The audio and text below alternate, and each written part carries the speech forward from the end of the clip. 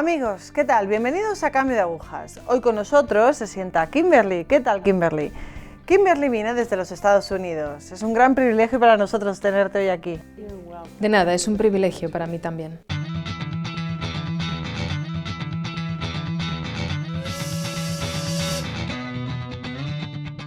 Bueno, puedes presentarte un poquito y decir, bueno, lo que eres, tu familia, tu vida, un poco.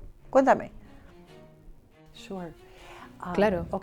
Ok, soy Kimberly Hahn, nací en 1957. Soy hija de Jerry y Patty Kirk. Jerry, mi padre, es un pastor protestante que se enamoró de mi madre cuando iba a terminar sus estudios. Y ha sido pastor toda su vida hasta su jubilación. Entonces, para mis padres, vivir y comprender la fe, compartirla, formaba parte de mi vida desde los principios. Rezaban por mí antes de que yo naciera y estoy segura que están rezando por mí también hoy. Me alimentaron con la palabra de Dios a la misma vez que me dieron de comer guisantes y patatas. Había una vida común de oración y fe. No éramos católicos, éramos presbiterianos. No recuerdo haber dejado de creer en la existencia de Jesús o en su divinidad. Tampoco en ningún momento puse en duda la fe de mis padres.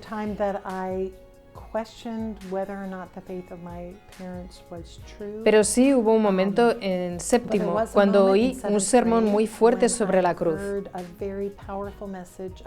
que eran mis pecados los que le habían clavado en la cruz, y esto me tocó profundamente. Tuve una conversión profunda. Ahora, siendo católica, comprendo que soy hija de Dios por el bautismo que recibí de niña.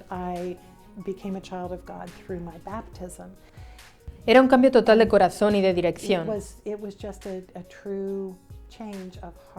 Desde pequeña, desde segundo o tercero de básica, yo quería ser pastor como mi padre. Entonces, no es que pasé de no creer a creer. Era un nuevo interés. Y terminé el instituto con la intención de ir a la universidad y después ir al seminario para ser pastora. Tengo algunos dones en común con mi padre y por eso podía verme haciendo lo mismo que él. Entonces fui a la universidad Grove City College y en el tercer año me veía desafiada por los retos de Scott Hahn y algunos más, donde en la Biblia dice que la mujer puede ser ordenada. Y tenía muchas luchas porque nadie me había interpelado antes así. Mi padre era pastor en una denominación protestante liberal y él, como evangélico, creyente de las Escrituras, era feliz porque yo quería ordenarme. De hecho, me animaba porque quería tener más mujeres tradicionales y no tantas mujeres liberales como había en el seminario en aquel tiempo. Pero ahora se me planteó la duda de si las mujeres podían recibir la ordenación o no. Cuando estaba llegando al final de la universidad, en el último año, Scott y yo empezamos a salir. Siempre quise casarme con un pastor, además de ser pastora. Y estaba segura que Scott iba a ir al seminario después. Entonces dije, bueno, no creo que Dios me esté llamando a algo que Él no permita, pero todavía puedo ser esposa de un pastor. Nos casamos y al final del verano fuimos al seminario Gordon Conway. ¿Cómo era tu actitud ante el catolicismo? ¿Cómo era tu visión de él? Yo pensaba que podría ser católico y cristiano, pero no me cabía en la cabeza que alguien quisiera serlo. Ciertamente nunca oí de conversiones al catolicismo y tampoco estaba por la labor de convertirlos. Pensé que ellos eran cristianos, pero estábamos en dos mundos distintos.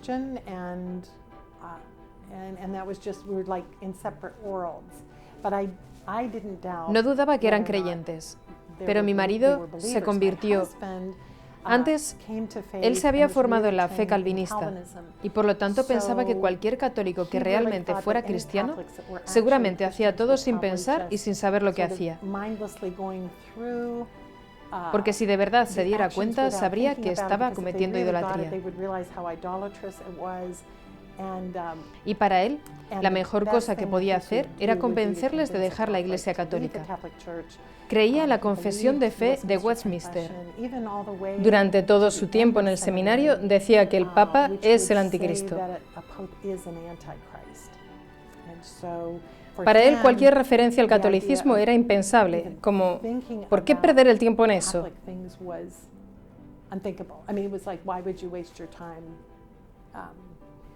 Lo cual me parece una cosa terrible, pero esta era su mentalidad entonces.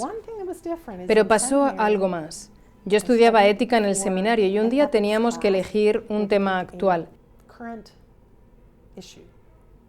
En este tiempo yo estaba dando muchas charlas sobre provida, en las que me hicieron muchas preguntas sobre los anticonceptivos. Y yo respondía a la gente, oh, estáis confundidos. No tenemos que hablar de anticonceptivos. Eso es antes, y los abortos suceden después de la concepción. Y algunas personas de manera muy educada me decían que el DIU en el útero no impedía el desarrollo del óvulo. Por lo tanto, puede haber abortos. Y también que la píldora tiene dos funciones.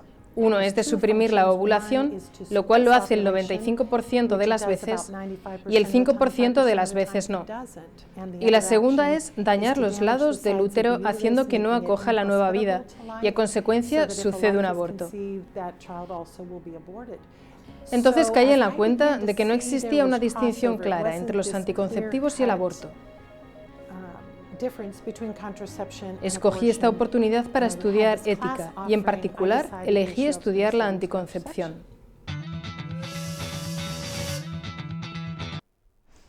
Después de estudiar esto, ¿te reafirmas en aquello que crees? ¿Descubres algo nuevo para ti, para tu vida, para tu fe? ¿Cómo se desarrolla?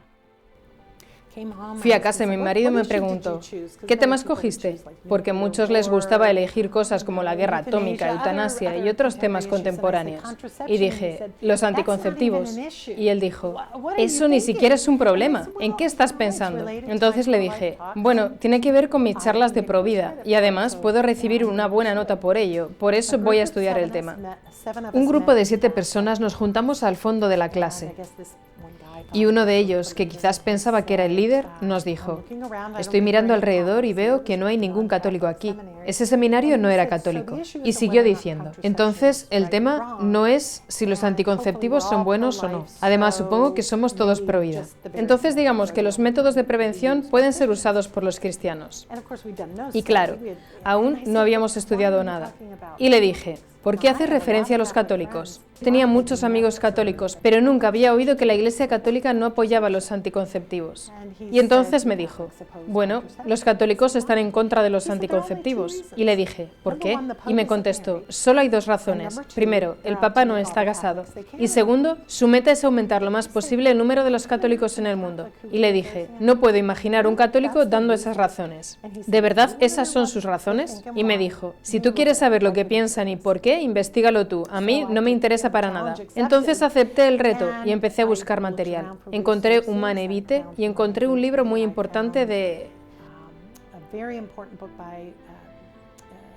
Dr. Kipley, llamado El control de la natalidad y la alianza matrimonial. Y John Kipley, en su libro, dio un montón de razones que yo nunca había pensado. ¿Por qué los anticonceptivos van en contra del matrimonio y en contra de la vida? En particular, su explicación de la ley natural, que nunca había escuchado antes, es, creo, de los argumentos más fuertes que existen.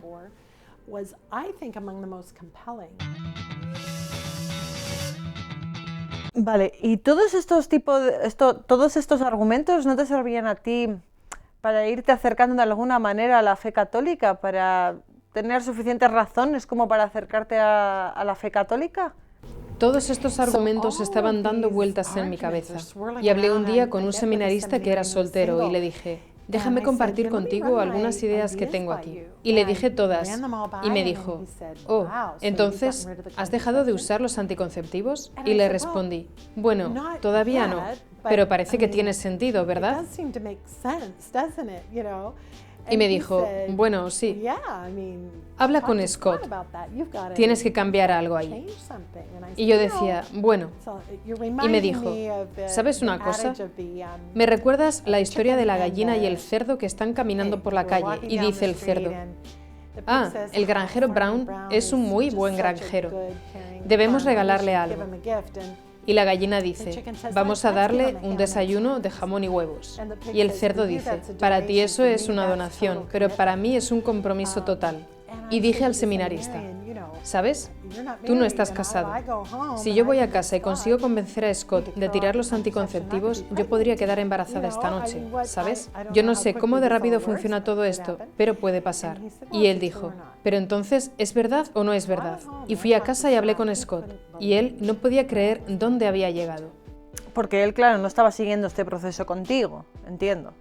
No lo estaba siguiendo a la par. Oh, no, porque yo no estaba compartiendo muchas cosas de estas con él. Él estaba muy ocupado con sus estudios. Pero cuando empecé a compartirlo con él, le dije, mira, aquí tienes un libro que he leído que se titula El control de la natalidad y la alianza matrimonial. En cuanto lo leas, y él me dijo más tarde que ese era el único libro que había tirado contra la pared porque tenía demasiado sentido. Y después empecé a descubrir más cosas. Por ejemplo, antes de 1930, ninguna denominación protestante permitía los anticonceptivos, en ningún caso. Pero en 1930 la conferencia Lambeth de Anglicanos en Inglaterra aprobó los anticonceptivos en casos extremos para salvar la vida de la madre.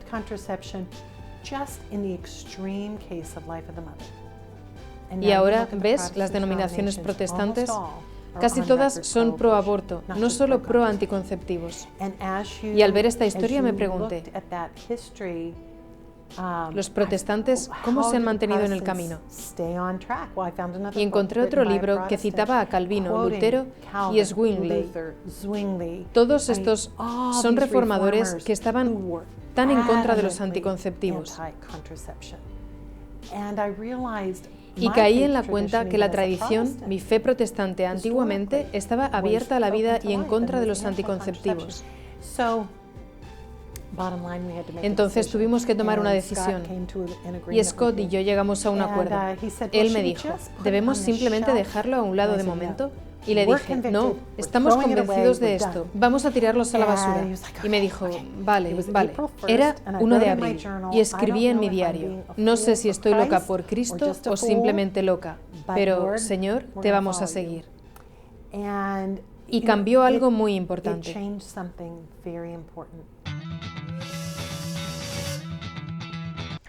¿Puedes nombrar alguno de los momentos más importantes en tu conversión?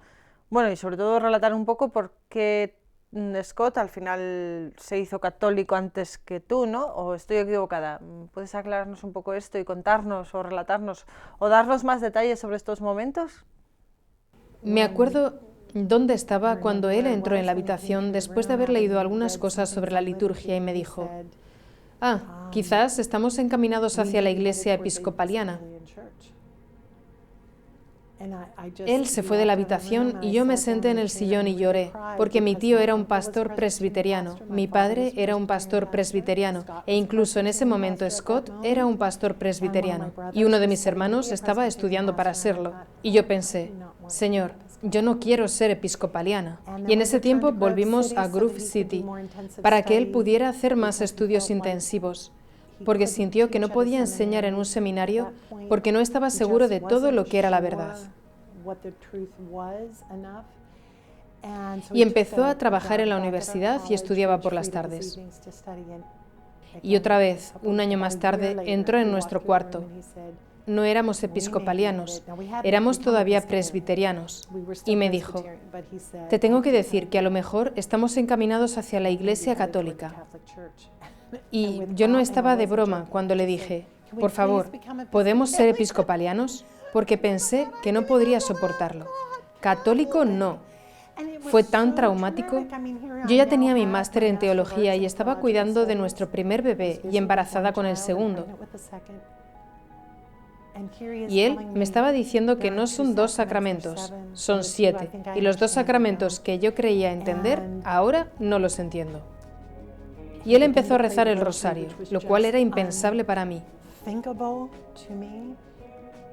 Hubo una noche cuando yo me iba a la cama temprano, él entró y me dijo, estaba rebosando de todo lo que había descubierto en sus estudios, y me dijo, ¿sabes que ahora mismo estamos rodeados por María y los santos y los ángeles? Y la única cosa que podía decir fue, eso no, no en mi habitación. Decía, no. Él quería seguir el doctorado y fue aceptado en Notre Dame y en Marquette, pero él eligió Marquette. Mientras nos mudamos me dijo, ahora no voy a hacer cambios rápidos. En 4 años voy a hacerme católico. Eso es si me hago católico. Y lo dejamos así. Hicimos una promesa. En la siguiente Pascua, 10 días antes de la Pascua, vino y me dijo, no sé qué debo hacer, porque he empezado a asistir a misa por las mañanas en Marquette. Y sé que Jesús está ahí. Sé que esa es la Eucaristía. Siento que estoy pecando contra la luz si no me hago católico. Y me dijo, sé que te prometí 4 años, pero quiero que reces para ver si me puedes librar de esa promesa. Entonces entré en nuestra habitación y lloré muchísimo. Lloré delante del Señor, porque sabía que esto iba a ser un cambio gigante para nosotros. Y si Él iba a ser católico, aunque yo no lo fuera.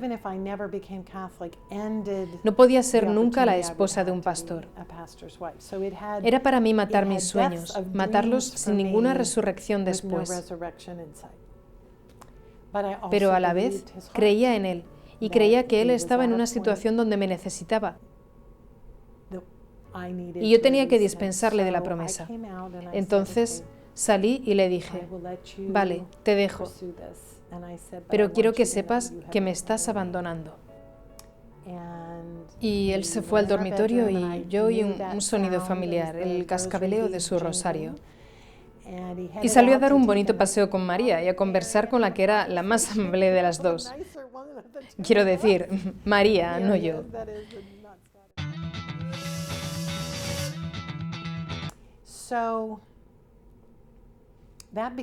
Así empezaron 4 años de mucha lucha. Había momentos de lucidez cuando todo estaba claro y decía, entiendo esta cosa y esta otra. Pero también había momentos cuando pensaba que estaba siendo arrastrada dentro de un vacío. Pensaba, esto me parece razonable solo porque he dejado de luchar, porque no estoy luchando para traerle la verdad. Y además de todo esto, tenemos los 2 niños pequeños y estoy embarazada con la tercera. ¿Qué debo hacer? ¿Qué debo hacer? Fue una lucha saber cómo tenía que bautizar al bebé. De hecho, cuando vi la prueba de embarazo, primero pensé, estoy embarazada. Y después, ¿dónde voy a bautizarlo? Y no hablé con Scott sobre esto, lo cual fue algo bueno, porque no sabía que no podía elegir. Por el hecho de que él era católico, todos los niños tendrían que ser bautizados católicos. Y de verdad, no hubiera podido encajarlo. Pero rezaba y rezaba y rezaba hasta el 8º mes, quizás 7 meses. Y llegué a la siguiente conclusión. Al ser él el líder espiritual de la casa y que yo sí estaba a favor del bautismo de los bebés, aunque no creía la misma cosa que los católicos en cuanto al bautismo, era importante que este niño se bautizara católico. Entonces se lo dije y él lo aceptó sin decir más. Dijo, vale, voy a hablar con el sacerdote. Yo incluso no sabía si el sacerdote me iba a considerar cristiana o no. Y fuimos al bautizo. Yo quería tenerlo en privado, no en público, porque no sabía si podía estar ahí con cientos de personas mirándome y pensando, ¿está bien de la cabeza esta mujer? Ella no entiende nada. Pero no estaba preparada para una liturgia tan bonita. Aunque sí estaba revuelta un poco cuando empezaron a rezar la letanía de los santos. Pensé, oh Jesús mío, están rezando a todas las personas muertas. No quiero que mis niños pequeños oigan esto. Estaba tan preocupada por ellos. Y entonces el sacerdote explicaba, era Monseñor Bruskewitz, quien después fue obispo Bruskewitz en Nebraska. Él explicaba lo que significaba el bautismo y yo pensaba, el bautismo no es eso, pero bueno, ¿qué puedo hacer? Estamos aquí. Y de verdad, las oraciones eran exactamente lo que yo hubiera deseado rezar sobre el bebé, la unción y que predicara el Evangelio a otros, que ella oiga el Evangelio y que responda. Y era tan bonito que cuando salimos de la iglesia, yo le dije al Señor en mi corazón, yo no sé lo que has hecho en él, pero hazlo conmigo. Y mi corazón estaba abierto de una manera distinta. Mi padre me había hecho un reto al principio de este verano. Me dijo, Kimberly, ¿sabes? Casualmente me preguntó, ¿haces la oración que yo hago todos los días? Señor, voy donde tú quieras, diré lo que tú quieras, haré lo que tú quieras y desapégame de lo que tú quieras. Y yo le contesté con un poco de sarcasmo, ¿sabes, papá? Yo no hago ese tipo de oración ahora. Y me decía, ¿de verdad? ¿Por qué no? Y le dije, porque estaría diciendo a Jesucristo que yo estaría dispuesta a ser católica. Y no es así, yo nunca seré católica. Y él me dijo, no creo que tengas que decir a Dios que vas a ser católica. No creo que Dios te pida eso. Pero no puedes decir a Dios que no puedes ser el Señor de tu vida. Y añadió, cariño, si tú no puedes hacer esa oración, tienes que pedir la gracia de poder hacerla. ¿En qué fecha entraste en la Iglesia Católica? Entré durante la vigilia pascual de 1990. El miércoles de ceniza dejé a mis niños con mi hermana y me fui a Steubenville para ver casas, porque Scott iba a trabajar en la Universidad Franciscana. Y me gustaba la costumbre que los católicos tienen de abstenerse de algo durante la Cuaresma. Entonces empecé a rezar así. Señor, ¿qué sacrificio quieres de mí? ¿Postres, alguna bebida o algo más grande? Y no escuché una voz, pero percibí que me estaba diciendo, ¿por qué no te rindes? ¿Por qué no te niegas a ti misma? Y como no era Scott diciéndomelo, de verdad creía que era el Señor. Empecé a considerarlo seriamente y seguí rezando durante el resto del camino. Y al entrar en la casa de mi familia política, donde iba a quedarme esa noche, les dije, bueno, sé que os dije en Navidad que no iba a ser católica de momento, pero al final va a ser esta Pascua. Y mi suegra dijo, ¿qué? ¿Qué? Y mi suegro dijo, oh, qué bonito, cariño. Y el día siguiente busqué casa y Scott me llamó desde una conferencia en California. Me dijo, muchas personas aquí tienen curiosidad de cómo va a terminar la situación. Y yo les dije que te iba a preguntar, pero no te sientas obligada para nada. Finalmente había aprendido la diferencia entre él y el Espíritu Santo. Y le conté lo que me pasó durante el viaje y le dije, va a ser esta Pascua. Él, aguantándose las lágrimas, me dijo, ya había perdido la esperanza de estar unidos como una familia católica.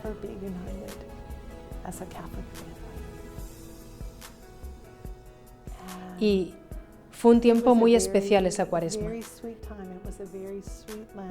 Pero también tenía que decírselo a mis padres y romper la comunión con toda esa parte de mi familia.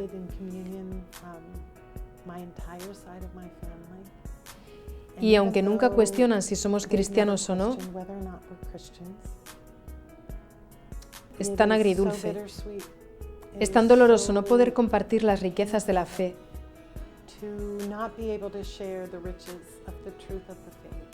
no poder mostrarles lo que les pertenece como cristianos,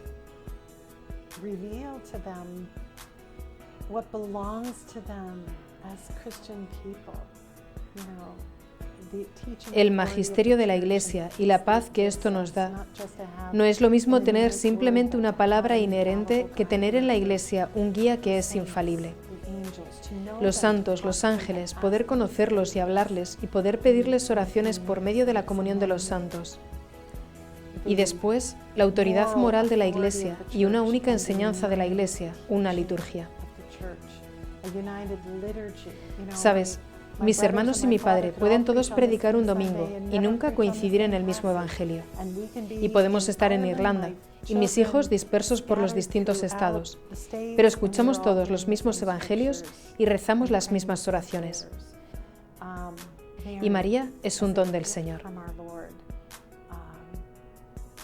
Y puedo seguir y seguir. Y todos estos tesoros vienen a mí por medio del bautismo. Son mi herencia. Y me sentía como si hubiera pasado de vivir en un piso en medio de una ciudad peligrosa a vivir en una mansión en las afueras. Y no sabía que antes ya era mía. Entonces el dolor ha cambiado. Ser católica me trae tanta alegría. Es una vida hermosa que compartimos. Todos nuestros hijos conocen y quieren al Señor y a la Iglesia. Los 3 que están casados se casaron con unos buenos católicos y están abiertos a la vida. De momento tenemos 15 nietos. 2 de nuestros hijos están estudiando para ser sacerdotes y el último hijo tiene 18 años y no sé cuál es su vocación, pero sé que su corazón está centrado en el Señor. Entonces, somos una familia católica, unida y creciendo. Pero nuestros parientes son nuestros hermanos separados. Y me gustaría tener la oportunidad de compartir los tesoros de nuestra fe con ellos. Solo Dios sabe. Kimberly, muchísimas gracias por compartir tu testimonio con nosotros. Seguro que va a ser luz para muchos que viven en tinieblas. Gracias, Kimberly. Gracias por estar hoy aquí. De nada, de nada.